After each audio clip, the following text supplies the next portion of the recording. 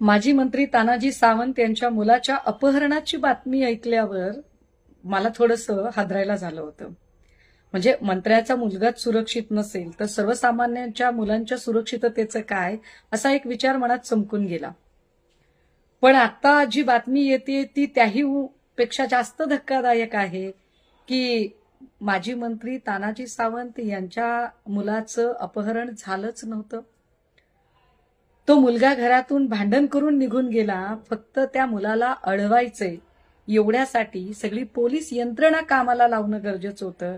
आणि त्यासाठी तानाजी सावंतांनी आपण सत्तेत असल्याचा, आमदार असल्याचा, आपल्याकडे पैसा असल्याचा, या सगळ्या गोष्टींचा गैरवापर करत ताकदीने एक खोटी केस, तीही अपहरणाची केस दाखल करून घेतली आणि चेन्नईहून मुलाला परत आणले.